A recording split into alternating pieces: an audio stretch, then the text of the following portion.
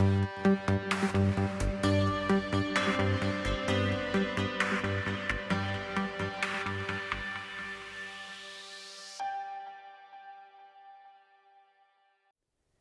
1968, during my first year of teaching in a Pennsylvania public high school, I tried to persuade my students to take an interest in history. I had the following quotation on my classroom bulletin board: "Those who forget history are doomed to repeat it." One day a student asked me in all sincerity, "Why must I study history? I just want to train horses." To this day, I still struggle with her question. Why do we think coercion is a good approach to learning? She got good grades in my course, but she said she forgot almost everything because she really didn't care. Given the chance to talk about horses, on the other hand, she seemed to know everything and forget nothing. In truth, I had my own personal struggles with compulsory schooling. By the time I reached high school, I was frustrated with what school imposed on me. I loved history, and I wanted to learn what I wanted to learn. But I would get in trouble for reading a history book in math class. I often felt that school got in the way of my education. However, not until I read Deschooling Society in 1971 did I realize that the institution of school itself is the obstacle to learning for many young people. The author, Ivan Illich, pointed out that the costs of schooling kept going up while the outcomes kept going down. Decades later, it's the same. The costs at every level of schooling are climbing, but with growing skepticism as to whether school is worth the return on investment. Yes, there are excellent schools and excellent students, but many more people than we realize simply don't like school, and the results show that.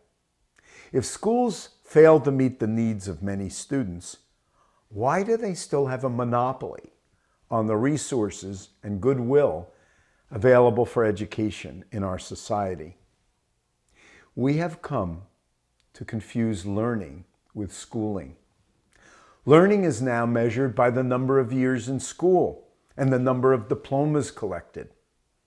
Informal learning, acquired through direct experience or self-directed learning driven by personal interest, are regarded as inferior to school learning. Yet there is a growing resistance to school and the hallmark measure of school progress, standardized testing. Last year, 500,000 school children opted out of standardized testing. The parents of more than 2 million American children of school age refused to send their children at all and homeschooled them instead. Some parents turned to self-directed learning programs such as North Star in Massachusetts, where my eldest son Josh works part-time as an advisor and teacher.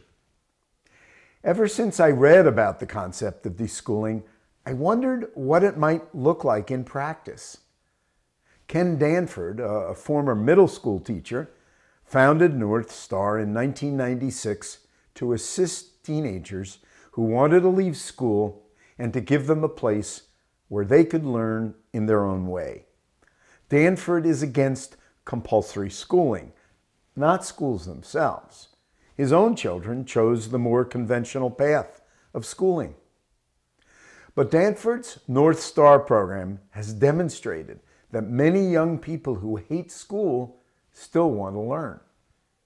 They don't need to be forced or persuaded, and they don't have to stay in school to learn if they can choose what they study.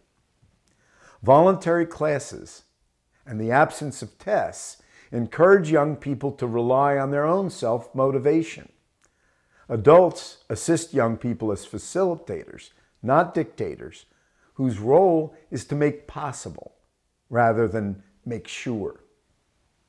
They help young people choose their activities, including those that North Star itself offers, from learning a musical instrument to a variety of classes taught without tests or grades.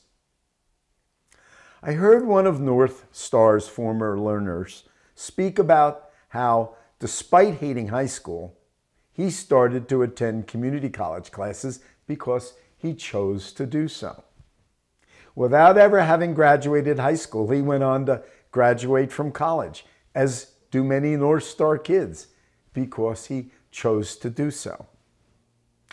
North Star now serves as the model for Liberated Learners, a network that helps new programs replicate North Star's successful efforts to support learning beyond the schoolhouse.